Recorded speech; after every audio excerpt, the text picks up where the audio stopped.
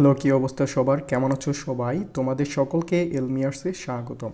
আজকে আমরা নবম দশম শ্রেণীর রসায়নের সবচেয়ে ইজি চ্যাপ্টার পদার্থের অবস্থা এই অধ্যায়টি শুরু করব। আজকের ক্লাসে আমি একদম জিরো বেসিক থেকে শুরু করব, যেন তোমরা যারা একদম বিগিনার আছো তারা এই অধ্যায় সম্পর্কে ভালো ধারণা লাভ করতে পারো। আর যারা এই অধ্যায় সম্পর্কে কিছুটা জানো তাদেরও যেন একবার রিভিশন হয়ে যায়। আজকের ক্লাসে আমি এক্সামের যা যা দরকার সব কভার করবো ইনশাল্লাহ। ক্লাসটি শুরু করার আগে আমি তোমাদের আমার পরিচয়টুকু দিয়ে নিই। আমি মোহাম্মদ রিফাত হুসাইন, পড়াশোনা করছি university of frontier technology Bangladesh এর সাইবার সিকিউরিটি ইঞ্জিনিয়ারিং ডিপার্টমেন্টে। চলো তাহলে শুরু করি। পদার্থের অবস্থা এই অধ্যায়ে আমরা পদার্থের অবস্থা, কণার গতিতত্ত্ব, ব্যাপন, নিঃসরণ, মোমবাতি প্রজ্বলন এবং মোমের তিন অবস্থা, গলন ও স্ফুটন, পাতন ও ঊর্ধ্বপাতন এই টপিকগুলো নিয়ে আলোচনা করব। আমরা প্রত্যেকটা টপিকের প্রথমে বেসিক কনসেপ্ট ক্লিয়ার করব, দেন এসএসসি পরীক্ষায় আসার মতো গুরুত্বপূর্ণ কিছু CQ and MCQ question solve করব। চলো তাহলে আমরা শুরু করি। যেহেতু আমাদের পুরো অধ্যায়টি পদার্থ নিয়ে, তাই আমাদের জানতে হবে পদার্থ কী। পদার্থ হলো যে বস্তুর ভর আছে এবং জায়গা দখল করে। আচ্ছা, তোমার সামনে অবস্থিত রসায়ন বইটিকে কি আমরা পদার্থ বলতে পারবো? হ্যাঁ, পারবো। তুমি রসায়ন বইটিকে হাতে নিলে দেখবে রসায়ন বইটির ভর আছে এবং তার টেবিলের উপর রাখলে দেখবে তা জায়গা দখল করতেছে, তাই আমরা তাকে পদার্থ বলতে পারবো। আবার তুমি এখানে একটি ইট দেখতে পাচ্ছ। এই ইটটাকে যখন আমরা বর পরিমাপের যন্ত্রে রাখবো তখন দেখব এর বর, নির্দিষ্ট একটা বর পাবো। আবার এটিকে যখন আমরা মাটিতে রাখবো তখন তা পরিবেশে জায়গা দখল করবে। যেহেতু এটি বর আছে এবং জায়গা দখল করতেছে, তাই আমরা তাকে পদার্থ বলতে পারবো। যে বস্তুর ভর নেই এবং জায়গা দখল করে না তাকে আমরা পদার্থ বলতে পারবো না, তাকে আমরা পদার্থ বলতে পারবো না। এমন উদাহরণ কি আছে? হ্যাঁ, এমন উদাহরণ আমাদের চারপাশেই আছে। যেমন আলো, আলোর ভর নেই এবং তার জায়গা দখল করে না। যেহেতু আলোর ভর নেই এবং জায়গা দখল করতেছে না, তাই আমরা আলোকে পদার্থ বলতে পারবো না। এমন আরেকটা উদাহরণ দাও তো দেখি। শব্দ, শব্দের ভর নেই এবং তা জায়গা দখল করতেছে না। যেহেতু শব্দের ভর নেই এবং জায়গা দখল করতেছে না, তাই তাকে আমরা পদার্থ বলতে পারবো না। শুধুমাত্র ওই সকল বস্তুকে আমরা পদার্থ বলতে পারবো যার ভর আছে এবং জায়গা দখল করতেছে। তোমরা ছোটবেলা থেকেই পড়ে আসছো পদার্থকে তিন ভাগে ভাগ করা যায়: কঠিন পদার্থ, তরল পদার্থ এবং বায়বীয় পদার্থ। চলো আমরা প্রত্যেকটা পদার্থের কিছু নির্দিষ্ট বৈশিষ্ট্য নিয়ে আলোচনা করি। প্রথমেই আসো কঠিন পদার্থ। কঠিন পদার্থের নামের মাঝেই এর বৈশিষ্ট্য লুকিয়ে আছে। কঠিন, কঠিন মানে কি শক্ত কিছু এমন। যেমন তোমার রসায়ন বইটি। আবার এখানে আমরা একটা ইট দেখতে পাচ্ছি, এটাও একটি শক্ত বস্তু। এই ইটের আমরা একটা নির্দিষ্ট ভর পাবো। এই ইটটিকে যখন আমরা হাতের উপর নিব তখন আমরা এর ভর অনুভব করতে পারবো। আবার ভর পরিমাপের যন্ত্রেও আমরা এর ভর পরিমাপ করতে পারবো। ধরি এর ভর 2 কেজি পরিমাপ করলাম আমরা। এখন এই ভরটা কি চেঞ্জ হবে? মাটিতে রাখলে এর ভর 2 কেজিই পাবো। আবার এটিকে যদি আমরা পানিতে রাখি কিংবা টেবিলে রাখি তখন আমরা এর ভর 2 কেজিই পাবো। এর ভর চেঞ্জ হবে না। তাহলে আমরা বলতে পারি কঠিন পদার্থের নির্দিষ্ট ভর আছে। হ্যাঁ, কঠিন পদার্থের নির্দিষ্ট ভর আছে। নির্দিষ্ট আকার। দেখো এই ইটটার আমরা নির্দিষ্ট একটা আকার দেখতে পাচ্ছি, স্পেসিফিক আকার। এই আকার চেঞ্জেবল না। তুমি একে পানিতে কিংবা টেবিলে রাখলেও এর আকার চেঞ্জ হবে না। তাহলে আমরা বলতে পারি কঠিন পদার্থের নির্দিষ্ট আকার আছে। নির্দিষ্ট আয়তন। দেখো এই কঠিন পদার্থের দৈর্ঘ্য, প্রস্থ এবং উচ্চতা গুণ করে তুমি এর আয়তন নির্ণয় করতে পারবা। আবার এই আয়তন কিন্তু চেঞ্জ হবে না। তুমি এটা মাটিতে রাখলে যে আয়তন পাবা, টেবিলের উপর রাখলেও সেম আয়তন পাবা। এর আয়তন নির্দিষ্ট, এর আয়তন চেঞ্জ হবে না। তাহলে আমরা বলতে পারি কঠিন পদার্থের নির্দিষ্ট আয়তন আছে। এবার আসি তরল পদার্থে। তরল, তরল মানে কি? নরম কিছু। আমরা তরল পদার্থের উদাহরণ হিসেবে পানিকে এনেছি। ধরো তোমার সামনে একটা খালি গ্লাস আছে। এই গ্লাসে প্রথমে তুমি হাতের উপর নিয়ে দেখলা, প্রথমে যখন হাতের উপর নিবে তখন এটি হালকা অনুভূত হচ্ছে। এখন গ্লাসটি পানি দ্বারা পূর্ণ করো। এরপর হাতে নেওয়ার পর দেখবা গ্লাসটি আগের তুলনায় অনেকটা ভারী। এখন তুমি যে ভরটা পাবা এটা হচ্ছে কি পানির ভর। তাহলে কি পানি থাকার ফলেই তো ভরটা বেড়ে গেছে। এখন আরেকটা উদাহরণ দেখো, তুমি একটা খালি বোতল হাতে নাও, দেখবা বোতলটা হালকা অনুভূত হচ্ছে। এখন বোতলটি পানি দ্বারা পূর্ণ করলে দেখবা এর ভর অনেকটাই বেড়ে গেছে। তাহলে কি কেন বেড়ে গেল? কারণ তরলের ভর থাকার কারণেই তো বেড়ে গেল। তাহলে আমরা বলতে পারি তরলের নির্দিষ্ট ভর আছে। এবার দেখো নির্দিষ্ট আকার আছে কিনা তা আমরা চেক করি। প্রথমেই খালি গ্লাসে তুমি যখন পানি নিলা তখন কি দেখেছো? তখন তুমি দেখেছো পানিগুলো গ্লাসের আকার ধারণ করেছে।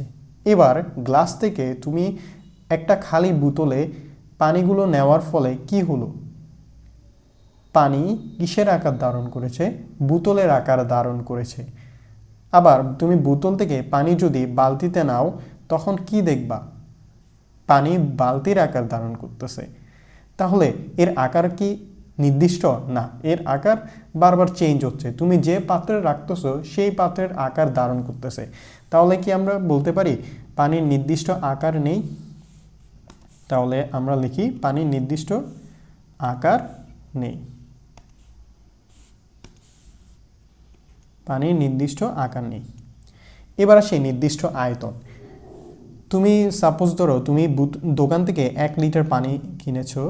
এবার 1 লিটার পানি বোতল থেকে তুমি তোমার গ্লাসে রাখলা, তখন কি এর আয়তন কি কমে 1/2 লিটার কিংবা 2 লিটার হয়ে যাবে? না, এর আয়তন কমবেও না আবার বাড়বেও না। তুমি 1 লিটার কিনেছো, গ্লাসে রাখার ফলেও 1 লিটার পানি পাবা। আবার তুমি বোতল থেকে যদি বালতিতে রাখো পানিগুলো, তখন কি দেখবে? তখন 1 লিটারই তুমি দেখবে। তোমার পানির আয়তন কমে 1/2 লিটার কিংবা আয়তন বেড়ে 2 লিটার হবে না, এর আয়তন নির্দিষ্ট। তাহলে আমরা বলতে পারি তরল পদার্থের আয়তন কি? নির্দিষ্ট, এর আয়তন চেঞ্জ না। এবার আসো বায়বীয় পদার্থ বা গ্যাসীয় পদার্থে। তোমাদের অনেকের বাসায় গ্যাসের সিলিন্ডার রয়েছে। এই গ্যাসের সিলিন্ডার যখন খালি থাকা অবস্থায় তুমি আলগিয়ে দেখো, তখন দেখো হালকা অনুভূত হচ্ছে। কিন্তু তুমি যখন দোকান থেকে গ্যাস দ্বারা পূর্ণ একটি বোতল কিনো, তখন দেখবে বোতলটি আগের তুলনায় অনেক অনেক ভারী। তখন কেন ভারী হচ্ছে? কারণ ভিতরে গ্যাস থাকার কারণে, গ্যাসের ভরের কারণে ওই সিলিন্ডারটির ভর অনেকটা বেড়ে গেছে। তাহলে দেখো খালি থাকার অবস্থায় হালকা অনুভূত হচ্ছে, যখন গ্যাস দ্বারা পূর্ণ থাকে তখন অনেক ভারী অনুভূত হচ্ছে। তাহলে এর মাধ্যমে আমরা বুঝতে পারি গ্যাসীয় পদার্থের নির্দিষ্ট ভর আছে, নির্দিষ্ট ভর আছে। নির্দিষ্ট আকার কি আছে? সাপোজ ধরো এই ছোট সিলিন্ডারটিতে আমরা কিছু পরিমাণ গ্যাস দ্বারা পূর্ণ করলাম।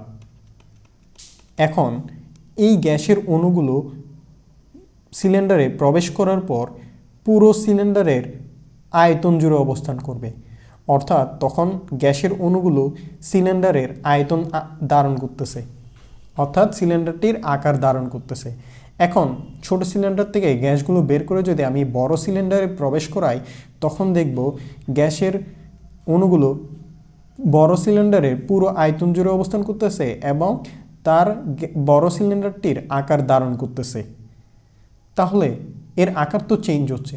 তুমি যখন ছোট সিলিন্ডারে নিয়েছিলে তখন ছোট সিলিন্ডারের আকার ধারণ করেছে এবং বড় সিলিন্ডারে নেওয়ার ফলে তা বড় সিলিন্ডারের আকার ধারণ করতেছে। তাহলে কি আমরা বলতে পারি বায়বীয় পদার্থের নির্দিষ্ট কোনো আকার নেই, এর আকার চেঞ্জেবল? বলতে পারি। তাহলে এর নির্দিষ্ট আকার নেই। এবার দেখো নির্দিষ্ট আয়তন কি আছে। প্রথমে আমরা ছোট সিলিন্ডারটিতে কিছু পরিমাণ গ্যাস দ্বারা পূর্ণ করলাম, সামান্য পরিমাণে। তখন আমরা কি দেখতে পাবো? দেখতে পাবো গ্যাসগুলো পুরো সিলিন্ডারের আয়তন জুড়ে অবস্থান করতেছে। গ্যাসের অণুগুলো পুরো সিলিন্ডারে, ছোট সিলিন্ডারটার পুরো আয়তন জুড়ে অবস্থান করতেছে। তাহলে বর্তমানে গ্যাসের আয়তন কতটুকু বলতো? এই গ্যাসের সিলিন্ডারের সমান আয়তন।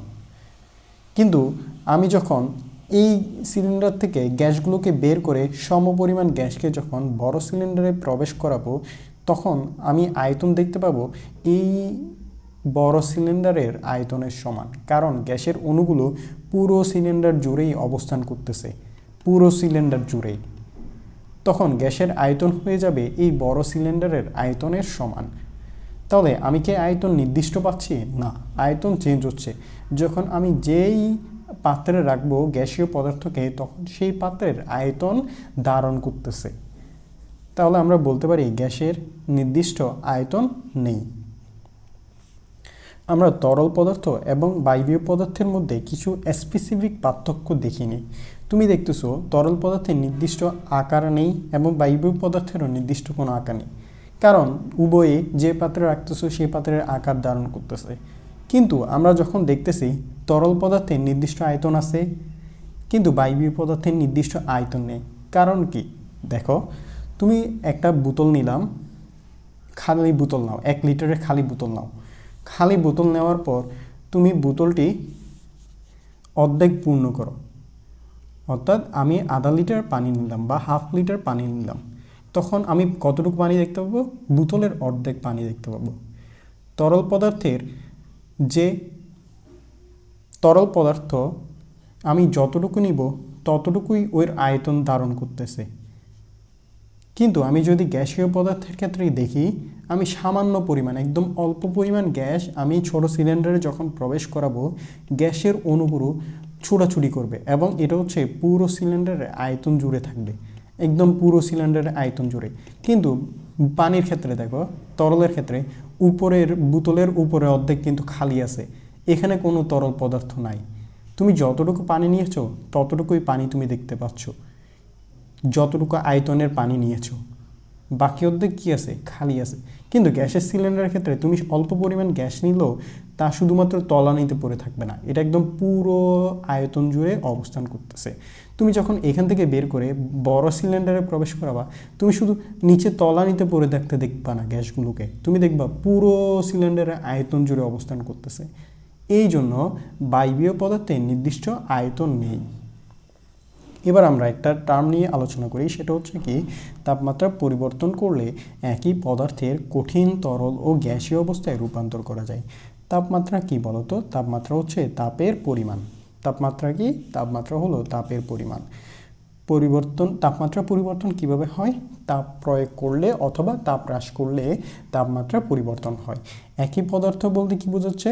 তুমি যদি একই পদার্থ হিসেবে যদি লোহা নাও, তাহলে লোহার 3 অবস্থা দেখতে পাবা। এখন আমরা একই পদার্থ হিসেবে যদি পানি নিই, পানি নিলাম। কঠিন পদার্থ হিসেবে কি? পানির কঠিন অবস্থা কি হবে? বরফ। তরল অবস্থা কি হবে? তরল পানি ধরলাম আমরা। এরপর গ্যাসীয় অবস্থা কি হবে? জলীয় বাষ্প।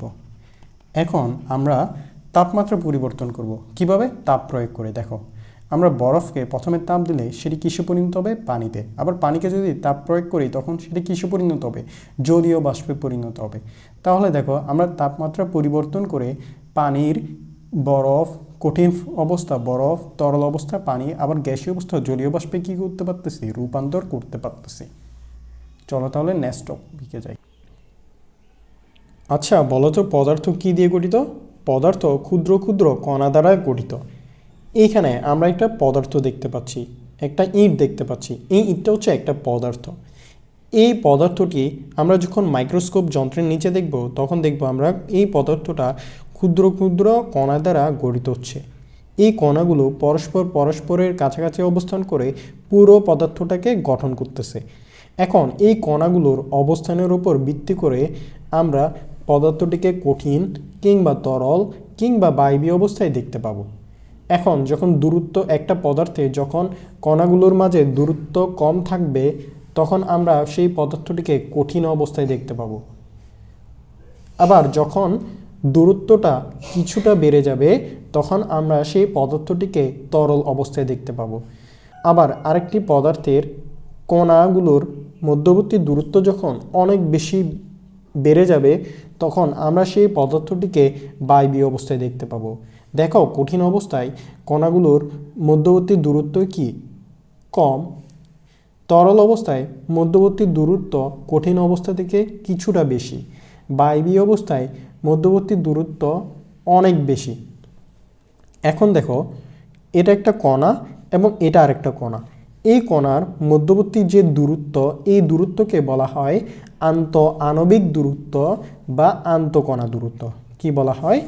আন্তঃআণবিক দূরত্ব বা আন্তঃকণা দূরত্ব। আন্তঃকণা দূরত্ব। এখন দেখো, এই কঠিন পদার্থ, তরল পদার্থ এবং বায়বীয় পদার্থকে আমরা একটা ট্রিক্সের মাধ্যমে মনে রাখব। সেই ট্রিক্সটা হচ্ছে কি, আমরা কঠিন পদার্থকে আমাদের স্কুল লাইফের সাথে মিলাতে পারি। কিসের সাথে? School life.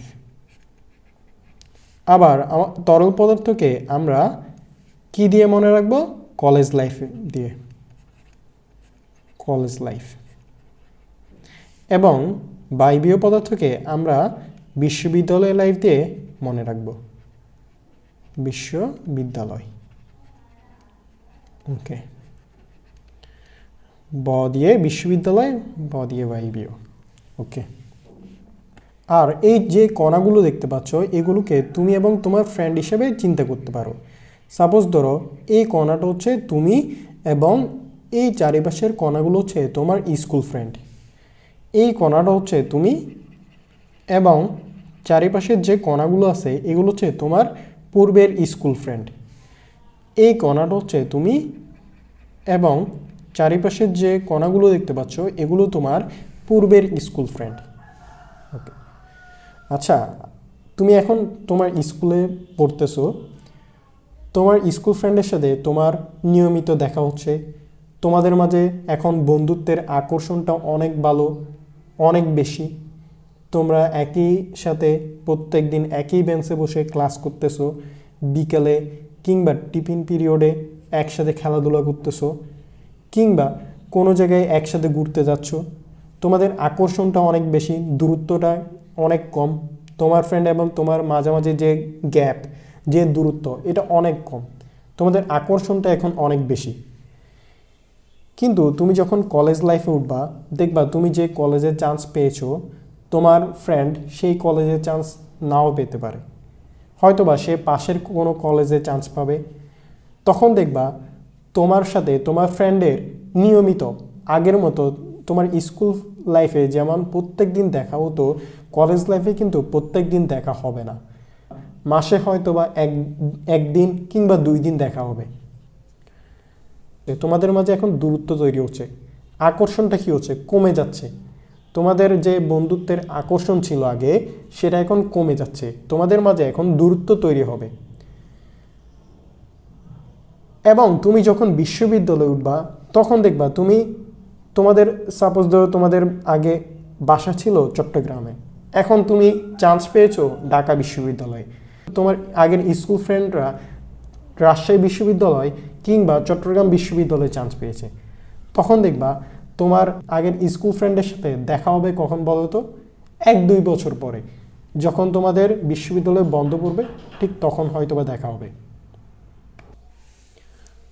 তোমাদের মাঝে তখন অনেক দূরত্ব তৈরি হবে। তখন দূরত্ব তৈরি হওয়ার ফলে তোমাদের কি হবে? আকর্ষণটা কমে যাবে। সেই আগের বন্ধুত্বের আকর্ষণ তখন অনেকটাই কমে যাবে। বিশ্ববিদ্যালয় লাইফে তোমাদের মাঝে দূরত্ব তৈরি হওয়ার ফলে তোমাদের মাঝে তখন আকর্ষণটা কমে যাবে এখনের তুলনায়। এখন যেমন তোমাদের স্কুলে তোমার ফ্রেন্ডের মাঝে দূরত্ব কম থাকে, আকর্ষণটা অনেক বেশি। কলেজ লাইফে তখন দেখবে তোমাদের মাঝে দূরত্ব তৈরি হওয়ায় আকর্ষণটা কিছুটা কমে যাবে। বিশ্ববিদ্যালয় লাইফেও দূরত্ব আরও বেশি তৈরি হওয়ায় আকর্ষণ অনেক বেশি কমে যাবে।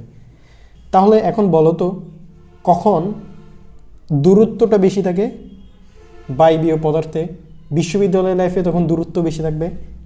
তাহলে আমরা ক্রমটা লিখে ফেলি। দূরত্ব কখন বেশি থাকবে? বায়বীয় পদার্থে। বায়বীয় পদার্থে। এরপর দূরত্ব বায়বীয় পদার্থের তুলনায় কিছুটা কম কখন থাকবে? তরল পদার্থে। এরপর দূরত্ব আরও বেশি কম কোথায় থাকবে? কঠিন পদার্থে। কঠিন পদার্থে। তোমরা অনেকে গ্রেটার দেন এবং লেস দেন নিয়ে কনফিউশন হও। এই চিহ্নের কোন পাশে বড় সংখ্যা এবং কোন পাশে ছোট সংখ্যা বসবে এই নিয়ে কনফিউশনে থাকো। এই কনফিউশনটা ক্লিয়ার করার জন্য আমরা একটা ট্রিক্স দিয়ে মনে রাখবো। এই চিত্রে আমরা দেখতে পাচ্ছি একজন বড় মানুষ ছোট বাচ্চাকে তীর মারতেছে। এই তীরের শীর্ষের অংশটা দেখো তো এই চিহ্নের মতো না? হ্যাঁ, এই চিহ্নের মতো। তাহলে দেখো তীরের এই পাশে অবস্থান করতেছে বড় মানুষটা এবং এই পাশে অবস্থান করতেছে ছোট মানুষটা। তাহলে আমরা বলতে পারি এই পাশে যে থাকবে সে কী হবে? বড় হবে, এবং এই পাশে যে থাকবে সে ছোট হবে। বড় মানুষটা কাকে তীর মারবে? ছোট মানুষকে। কারণ আচ্ছা, ছোট মানুষকে বড় মানুষকে তীর মারতে পারবে না, কারণ ছোট মানুষ তীর মারতেই পারে না। তাহলে এই পাশে কে থাকবে? বড় মানুষটা। ধরি আমাদের একটা সংখ্যা নিলাম, এখানে যদি 5 নিই, তাহলে এবার বলো এখানে 5-এর চেয়ে বড় সংখ্যা বসবে নাকি ছোট সংখ্যা বসবে? 5 ছোট সংখ্যাকে কি মারবে? তীর মারতেছে, দেখো তীর মারতেছে। তাহলে এখানে কি বসবে? ছোট সংখ্যা। কত? 2। এখন দেখো আন্তঃআণবিক দূরত্ব কোথায় বেশি? বায়বীয় পদার্থে বেশি। তার মানে কি বায়বীয় পদার্থের দূরত্ব বেশি। তাহলে কি বেশি হলে বেশিটা কমকে তীর মারতেছে। এরপর তরলে, তরলের দূরত্ব কঠিন থেকে কি বেশি না? হ্যাঁ বেশি। তাহলে গ্রেটার দেন সাইন। এবার আসি আন্তঃআণবিক আকর্ষণ শক্তি। আচ্ছা, আকর্ষণ কোথায় বেশি বলছিলাম বলো তো? আকর্ষণ আমাদের স্কুল লাইফে ফ্রেন্ডদের মাঝে আকর্ষণ বেশি থাকবে। তাহলে কোথায় বেশি? কঠিন পদার্থে আকর্ষণটা বেশি থাকবে, কঠিন পদার্থে। এরপর কোথায় আকর্ষণটা কিছুটা কমে গিয়ে কোথায়? তরলে, তরল। এরপর বায়বীয়, বায়বীয়। তাহলে আকর্ষণ বেশি কোথায়? কঠিনে, এরপর তরল, দেন বায়বীয়। এবার আসি আন্তঃআণবিক আকর্ষণ বল। এই আকর্ষণ শক্তির কারণেই আকর্ষণ বলটার সৃষ্টি হয়। এইখানে দেখো আকর্ষণ কি আমাদের স্কুল লাইফে ফ্রেন্ডদের মাঝে আকর্ষণ বেশি থাকে, কঠিন পদার্থের কণাগুলোর মাঝে কি থাকতেছে? আকর্ষণ বেশি থাকতেছে।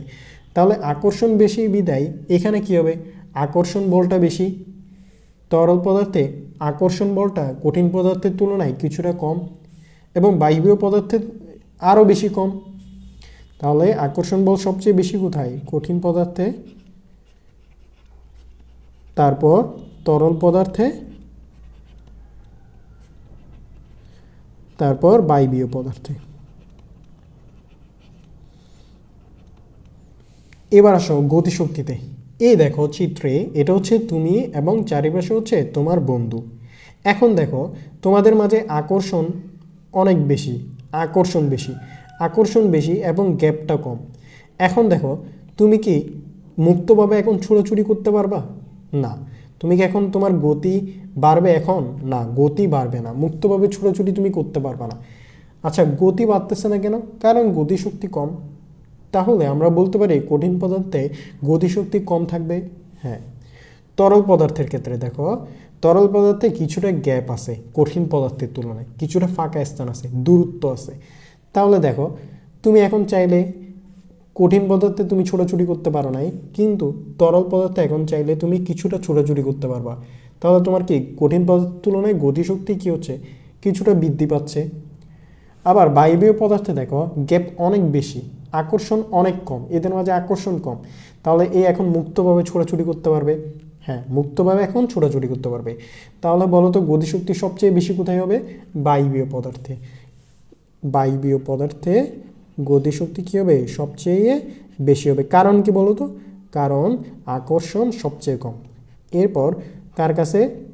তরল পদার্থে গতিশক্তি। এরপর কঠিন পদার্থে, কঠিন পদার্থে সবচেয়ে কম গতিশক্তি, কারণ এখানে আকর্ষণ বেশি থাকে। আকর্ষণ বেশি থাকায় কণাগুলো স্বাধীনভাবে মুক্তভাবে কি করতে পারে না? চলাচল করতে পারে না। এবার আসো চাপ প্রয়োগে আয়তন হ্রাস। আচ্ছা বলো তো এই তিনটা পদার্থে কোথায় চাপ প্রয়োগ করলে আয়তন হ্রাস পাবে? যেখানে দূরত্ব বেশি, ফাঁকা স্থান বেশি, সেখানে তুমি চাপ প্রয়োগ করলে অবশ্যই আয়তন কীভাবে হ্রাস পাবে? কারণ দেখো তুমি বায়বীয় পদার্থে যখন তুমি এখানে বাইরে থেকে চাপ দিবা, চাপ দিচ্ছ, আমি এখানে চাপ দিচ্ছি, তখন কী হবে, এই কণা এখানে চলে আসবে, এই কণা এখানে চলে আসবে, এই কণা এখানে চলে আসবে, তখন দেখবা এতটুকু অঞ্চলেই তুমি কি পুরো পদার্থগুলোকে পেয়ে যাচ্ছ। তাহলে কি আয়তন অনেকটা কমে গেছে না? হ্যাঁ, এইখানে এরপর আয়তন কোথায় কমবে? তরল পদার্থে। কিন্তু কঠিন পদার্থে আয়তন একদম কম পরিমাণে কমবে, একদম কম পরিমাণে। এটা প্রমাণ করার জন্য আমরা একটা ট্রিক্স দিয়ে মনে রাখবো। এখানে আমরা একটা স্পঞ্জ দেখতে পাচ্ছি। এই স্পঞ্জে তুমি যখন বাইরে থেকে চাপ দিবা, আচ্ছা স্পঞ্জের ক্ষেত্রে কী হয় দেখো তো, স্পঞ্জের ভিতরে ফাঁপা থাকে, কী থাকে? ফাঁপা থাকে। এটাকে আমরা বায়বীয়ের সাথে তুলনা করতে পারি। বায়বীয়ে যেমন ফাঁকা স্থান বেশি থাকে, দেখো দূরত্ব বেশি, এখানে কি ফাঁকা স্থান বেশি, তাহলে কি স্পঞ্জেও ফাঁকা স্থান বেশি। তুমি এখন স্পঞ্জে চাপ দাও, দেখবা এটা একদম সংকুচিত হয়ে গেছে, একদম সংকুচিত হয়ে গিয়ে আয়তন কি পাচ্ছে? হ্রাস পাচ্ছে, আয়তন কমে যাচ্ছে। কিন্তু তুমি একটা কঠিন পদার্থ ইট নাও, ইটকে এখন বাইরে থেকে চাপ দাও, এখন কি দিচ্ছ? চাপ দিচ্ছ। চাপ দিলে কি এর আয়তন কি কমে যাবে? না, আয়তন এখন আগের মতো স্পঞ্জের মতো কি হবে না, কমবে না। তাহলে আয়তন কোথায় বেশি কমতেছে? স্পঞ্জে। স্পঞ্জে আবার কিসের মতো? বায়বীয় পদার্থের মতো। স্পঞ্জে যেমন ফাঁকা স্থান থাকে, বায়বীয় পদার্থ ফাঁকা স্থান থাকে। কিন্তু তুমি ইটের মধ্যে কি ফাঁকা স্থান আছে? না, ফাঁকা স্থান নাই। তাহলে চাপ প্রয়োগে আয়তন হ্রাস মানে কি? কমে যাওয়া। আয়তন সবচেয়ে কমে যাচ্ছে বেশি কোথায়? বায়বীয় পদার্থে। তাহলে আমরা লিখি বায়বীয় পদার্থে আয়তন বেশি কমতেছে। এরপর কোথায় কমতেছে? তরলে। এরপর কঠিন ক্রম। এবার আসি তাপ প্রয়োগে গতিশক্তি বৃদ্ধি। আচ্ছা দেখো তো, এইখানে তুমি আসো, চারিপাশে তোমার ফ্রেন্ড সবগুলো গাদাগাদি করে আছে। এখানে দেখো, এটা হচ্ছে তুমি এবং এখানে হচ্ছে তোমার ফ্রেন্ডরা, ঠিক আছে, দৌড়ে আছে। এখন আমি এখান থেকে কি দিব? তাপ দিব। আচ্ছা আমাদের এখানে যখন গরম পড়ে তখন আমরা কোথায় যাই? বারান্দায় গিয়ে দাঁড়াই, কেউ ছাদে গিয়ে ঘুরে, কেউ হয়তো বা মাঠে কিংবা পার্কে গিয়ে হাঁটে, অনেকে রাস্তায় হাঁটাহাঁটি করে, এক একজন এক একভাবে ছোটাছুটি করতেছে। এখন দেখো এখানে যদি আমরা তাপ দিই, কি দিব? আমরা তাপ দিচ্ছি। তাপ দিলে কী হবে দেখো, তুমি আর তোমার ফ্রেন্ড এখানে তাপ দিলে কী হবে? তোমাদের গরম লাগবে, তোমরা ছোটাছুটি করতে চাইবা, কিন্তু তোমাদের ফ্রেন্ড তোমাকে ধরে আছে, তখন কি তুমি তাপ দিলেও তোমরা কি আগের মতো মুক্তভাবে ছোটাছুটি করতে পারবা? দেখো এইখানে হচ্ছে কি, তোমরা তিনজন ফ্রেন্ড আসো, বায়বীয় পদার্থের ক্ষেত্রে দেখো এখানে তোমাদের কেউ কাউকে দৌড়ে নাই, তোমাদের আকর্ষণটা কম। এখন তোমাদেরকে যদি তাপ দিই, তুমি এদিকে দৌড় দিবা, তোমার ফ্রেন্ড এদিকে দৌড় দিবে, আর তোমার এই ফ্রেন্ড এদিকে দৌড় দিবে, তাহলে কি তোমাদের ছোটাছুটিটা কি অনেক বেশি থাকবে না? তোমাদের গতিটা অনেক বেশি থাকবে না? গতি বেশি মানে কি? তোমাদের গতিশক্তি বেশি। তাহলে গতিশক্তি সবচেয়ে বেশি কোথায় থাকবে? বায়বীয় পদার্থে তাপ দিলে। আবার এখানে কঠিন পদার্থে দেখো কমে যাচ্ছে কেন? কারণ এখানে তোমার ফ্রেন্ড তোমাকে দৌড়ে আসে, তুমি চাইলেই তুমি দৌড় দিতে পারবে না, এদিকে দৌড় দিতে পারবে না। আবার তোমার এ ফ্রেন্ড চাইলে এদিকে দৌড় দিতে পারবে না, কারণ তুমি তোমার ফ্রেন্ডকে দৌড়ে আসো। আবার তোমার এ ফ্রেন্ড চাইলে এদিকে দৌড় দিতে পারবে না, কারণ তোমার এই ফ্রেন্ডকে তুমি দৌড়ে আসো। তাহলে কি দৌড় কেন কম হচ্ছে? কারণ এদের মাঝে আকর্ষণটা কি হচ্ছে? বেশি হচ্ছে। তাহলে তাপ প্রয়োগে গতিশক্তি বৃদ্ধি কোথায় বেশি পাবে? বায়বীয় পদার্থে, কারণ এখানে আকর্ষণটা কি? কম। আকর্ষণ কম থাকলে কি হবে? তাপ দিলে ছোটাছুটি বেশি করবে। এরপর কোথায়? তরল পদার্থে। তারপর কঠিন পদার্থে। কঠিন পদার্থে তুমি যখন তাপ দিচ্ছ তখন এদিকে চাইলেই ছোটাছুটি করতে পারবে না, নিজের স্থানে কি করবে? কম্পন সৃষ্টি করবে, মানে কাঁপতে থাকবে। চাইলে এদিকে দৌড় দিতে পারবে না, চাইলে এদিকে দৌড় দিতে পারবে না, কম্পন থাকবে। এবার দেখো তাপ প্রয়োগে আয়তন বৃদ্ধি। তাপ প্রয়োগে আয়তন কেন বৃদ্ধি পায় দেখো তো, এখন আমি যদি এখানে তাপ দিই তাহলে তোমার ফ্রেন্ড এদিকে দৌড় দিবে, তুমি এদিকে দৌড় দিবা, তোমার এ ফ্রেন্ড এদিকে দৌড় দিবে, তোমাদের যে আয়তনটা এটা বেড়ে যাচ্ছে না? দেখো বায়বীয় পদার্থে আমি এখানে তাপ দিলাম, এদিকে যদি তাপ দিই তাহলে কি হবে? তোমার এই কণা তাপ নিয়ে এইদিকে একটা প্রেশার ক্রিয়েট করবে, এই কণা এদিকে তাপ নিয়ে এদিকে প্রেশার ক্রিয়েট করবে, এদিকে ছোটাছুটি করবে, এদিকে দৌড় দিবে, এটা এদিকে দৌড় দিবে, এটা এদিকে দৌড় দিবে, তাহলে কী হচ্ছে এর আয়তনটা অনেক বেড়ে যাচ্ছে না? হ্যাঁ, বেড়ে যাচ্ছে। কিন্তু কঠিন পদার্থে দেখো এর গতিশক্তি কম পরিমাণ বৃদ্ধি পাচ্ছে, তাহলে এর আয়তন কি বেশি বৃদ্ধি পাবে? না, আয়তনও কম পরিমাণ বৃদ্ধি পাবে। তাহলে তাপ প্রয়োগে আয়তন সবচেয়ে বেশি কোথায় বৃদ্ধি পায় বলো তো? বায়বীয় পদার্থে, বায়বীয় পদার্থে। তারপর কোথায় বলো তো? তরল পদার্থে, তরল পদার্থে। এরপর হচ্ছে কঠিন পদার্থে, কঠিন পদার্থে। তোমরা জাস্ট এই তিনটা চিত্র মনে রাখবা। এই কঠিন পদার্থের জন্য এই চিত্রটা, তরল পদার্থের জন্য এই চিত্রটা, এবং বায়বীয় পদার্থের জন্য এই চিত্রটা মনে রাখবা। আর এই আমি যেভাবে কঠিন পদার্থকে স্কুল লাইফের সাথে মিলিয়েছি, তরল পদার্থকে কলেজ লাইফের সাথে, এবং বায়বীয় পদার্থকে বিশ্ববিদ্যালয় লাইফের সাথে মিলিয়ে তোমরা মনে করবা, তাহলেই তোমাদের কাছে একদম ইজি হয়ে যাবে। এতক্ষণ আমরা যা যা পড়লাম তার একটা ওভারভিউ বা সামারি এই স্লাইডে দেওয়া আছে। প্রত্যেকটা বৈশিষ্ট্যের ক্রম এবং এই ক্রমের কারণ এখানে দেওয়া আছে। পরীক্ষায় সবচেয়ে বেশি কোয়েশ্চেন এসেছে আন্তঃআণবিক আকর্ষণ বলের ক্রম থেকে। আমরা যখন কিছুক্ষণ পর এমসিকিউ কোয়েশ্চেন সলভ করব তখন দেখতে পাবো এই আন্তঃআণবিক আকর্ষণ বল থেকে অনেক এমসিকিউ কোয়েশ্চেন এসেছে। আন্তঃআণবিক আকর্ষণ বল আন্তঃআণবিক দূরত্ব এবং আন্তঃআণবিক আকর্ষণ শক্তির সাথে রিলেটেড। নিচের এই টপিকগুলো থেকে পরীক্ষায় কোয়েশ্চেন কম আসলেও আগামী বছরগুলোতে সৃজনশীল প্রশ্নের ক, খ এবং এমসিকিউ কোয়েশ্চেন আসার সম্ভাবনা অনেক বেশি। সো এই টপিকগুলো থেকে কোনোভাবেই অবহেলা করার উপায় নেই। আজ তাহলে এই পর্যন্তই রইল। আমরা আগামী ক্লাসে কণার গতিতত্ত্ব এই টপিকটা ক্লিয়ার করব, এবং কণার গতিতত্ত্ব এবং আজকের টপিকের উপর আমরা অনেকগুলো বোর্ডে আসা অনেকগুলো এমসিকিউ কোয়েশ্চেন সলভ করব।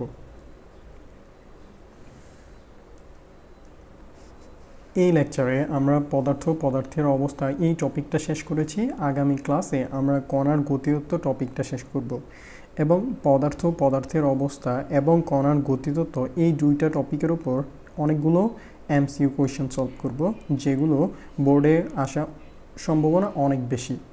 এবং লেকচার 3তে আমরা ব্যাপন এবং নিঃসরণের প্রায় যতগুলো এমসিকিউ কোয়েশ্চেন পরীক্ষায় আসতে পারে এবং সিকিউ কোয়েশ্চেন আসতে পারে সবগুলো আমরা কভার করব ইনশাআল্লাহ, একদম অল। তো আগামী ক্লাস করার আমন্ত্রণ জানিয়ে আমরা আজকের ক্লাসটি এখানেই শেষ করব। তোমরা আজকের ক্লাসের এই লেকচার স্লাইডগুলোর পিডিএফ এই ভিডিওর ডেসক্রিপশনে পেয়ে যাবে। তোমরা আজকের ক্লাসটি ভালো লাগলে অবশ্যই ভিডিওটি লাইক করবে এবং সাবস্ক্রাইব করবে, আর কমেন্টে তোমার মতামত জানাতে পারো আজকের ক্লাসটি তোমার কেমন লেগেছে। আগামী ক্লাস দেখার আমন্ত্রণ জানিয়ে আমরা আজকের ভিডিওটি এখানেই শেষ করছি। আসসালামু আলাইকুম।